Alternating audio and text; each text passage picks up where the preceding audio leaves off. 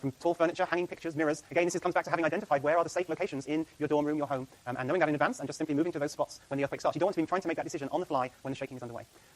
If there's no desk or table, drop to the floor next to an interior wall and cover your head with your arms. Okay? So that's the answer to what you do in a building when you don't have an obvious place to go. Okay, let's keep going. You don't run outside. This is damage caused by the San Simeon earthquake in 2003. 2 people died. They were both killed because they tried to run out of a bank, actually out of this building, and as they were running out of the building, the balcony on the front of the bank fell off and crushed them. Okay? So this is why you don't run out of buildings, because you're actually putting yourself more in harm's way by doing that than just taking cover where you are. Yeah. So, okay, I'll come back to the question is when the shaking stops, what do you do? We'll come back to that. If you're outdoors, in fact, right now. So if you are outdoors, where is the safe place to be, right? So after the shaking has stopped and you leave, or during the shaking and you're already outdoors, what is it that you do? You want to move away from buildings, power lines, and trees, and you just have to be alert for falling debris. It's very difficult. I mean, ideally you want to be in the middle of a big open space. Okay? There's not that many of those. So you obviously need to try and find the location that is furthest away from falling debris. Also, if you're at the coast, you need to move to higher ground, the tsunami issue, all right? I was going to give some caveats about it, but don't forget about the tsunami problem.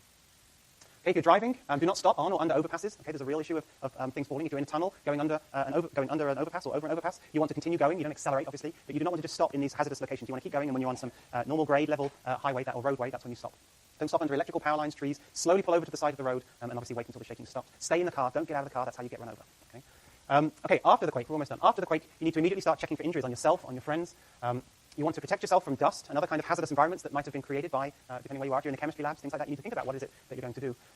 This is where knowing what to do in terms of first aid can be critical. Direct pressure to bleeding is obviously a life-saving action that everybody should know how to do. Do not move someone who's seriously injured unless they're in danger. You can do more injury that way. And cover people up. People who have been injured are going to be in shock. You need to take care of them because it's probably going to be a while before there's any emergency response. You need to check for damage and other hazardous conditions, fire, gas leaks, damaged wiring, down power lines.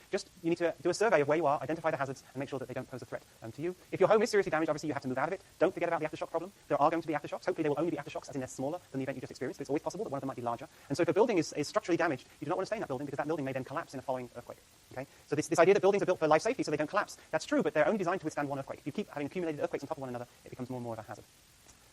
Okay, and then the final step in the days following the earthquake is you have to start recovering, and you sort of follow through on your emergency plan. You get your house checked out, you check for damaged appliances, stay informed about what's going on, and of course let your out of town contact know what's going on. Start to take action to recover. Okay, people think that this is, everybody thinks this. People think if we have a major damaging earthquake, that FEMA will come in and FEMA will fix your home for you. They will not. Okay, when they declare an emergency, they make a disaster declaration. Governor Brown did that for the Napa earthquake, and what that does is that does bring federal resources to bear, but that's federal resources for the immediate recovery. So more resources to provide people with food. It's the relief efforts. Okay, they are not going to fix your home.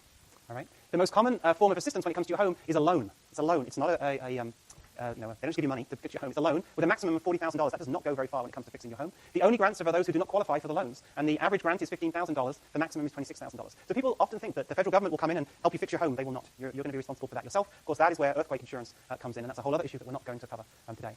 So what this really boils down to is being aware, understanding what the risk is, what the hazard is, and then common sense approaches to protect yourself from them. Don't do foolish things.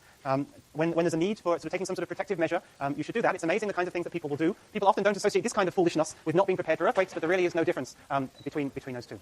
Okay, thank you very much. We'll continue on Tuesday.